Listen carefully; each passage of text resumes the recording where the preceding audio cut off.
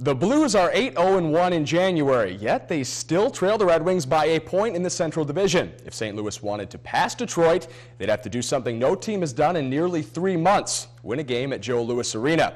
The Blues had a chance to do that tonight. The two squads split their first 4 meetings of the year. We picked this one up scoreless midway through the first when St. Louis gets on the board. B.J. Crombeen sets up Scott Nickel for the one-timer. That's only his second goal of the year, but 1-zip just the same. This contest got a little physical as the evening progressed. Watch Brad Stewart lay the wood on Alex Pietrangelo. That sparked a fight with Chris Stewart of the Blues, who was handed an extra 2-minute penalty for instigating, and the Wings made him pay. On the ensuing power play, Pavel Datsyuk cuts into the slot and roofs a backhander over Yaroslav Halak to tie things up at 1. The count was the same a few minutes later. Jonathan Eriksson rifles a shot from the point. Johan Franzen there to stash in the rebound, doing the Mules work. 2-1 Detroit after 2. It was still a 1-goal game late in the third when the Wings ice it. Datsyuk sets up Nick Kronwall. You can call him Nick Cannon. He blasts it to the twine, and that's all she wrote. Detroit wins its 17th straight home game and maintains its lead atop the Central. Well, winter weather has a tendency to mess up a lot of things. The roads are slick, traffic is slow, Vanessa gets salt all over a new pair of heels. Well, today, the icy conditions messed up something else, our basketball schedule. Every local game was canceled tonight. In the North Star League, Posen's Tango with the Wolverines in Au Gres has been moved to next Tuesday. Tonight's Atlanta Hillman contest was also postponed, but no date has been decided on yet. The ladies from Mayo and Hale will have to wait a month before getting another shot at each other. The Owls in Oscoda won't have to be quite as patient. They'll try again with Roscommon on February 6th. The same rescheduling date has been set for Ski Valley foes Inland Lake and Johannesburg. The boys still play 2 more games this week, including a big one against Onaway on Wednesday.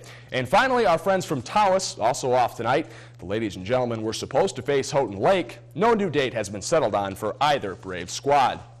Well, icy roads didn't slow down the rest of tonight's action on the hardwood. The ladies from Michigan State paid a visit to 18th-ranked Purdue. It was a low-scoring affair early, but Brittany Rayburn pulls up for 3. Well, she's better than Ryan Rayburn. 5-2 Purdue.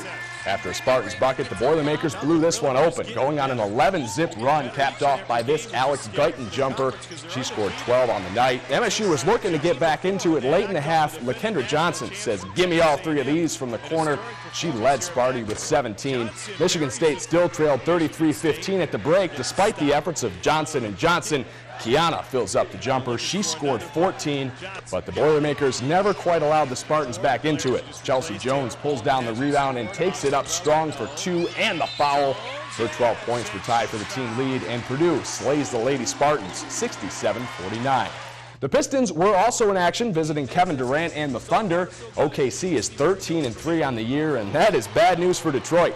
It was 6-2 Oklahoma in the first. Russell Westbrook drops the behind-the-back pass to Durant for the hoop and the harm.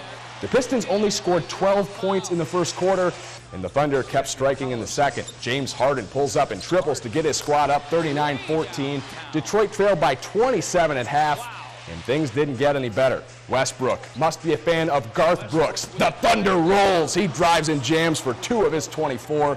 Now, usually this is where I put in a Pistons highlight just to mix things up, but instead, here's Durant making it look easy in transition. 76-53 Thunder. KD scored 20, and James Harden dropped 24 off the bench, including 3 more here. 3 20-point scores, way too much for the Stones. Detroit loses by 20, only shooting 34% from the field.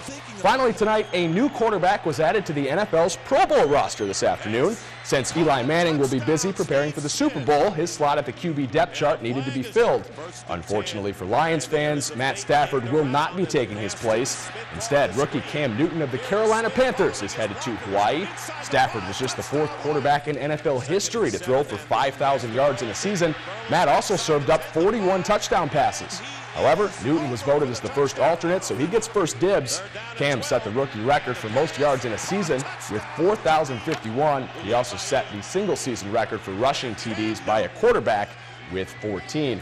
Hard to argue against Cam Newton. He had a tremendous year in Carolina, but I'm sort of impartial. As a Lions fan, I wanted to see Matt Stafford get in 41 touchdown passes. Right. Being from Michigan, I feel like Absolutely. I would like to see a Lion. And having to listen to Tom Murphy being a Lions hater and a Giants fan, and Eli Manning getting voted into the Pro Bowl and not Matt Stafford, that hurts a little bit. Yeah, it does. It does.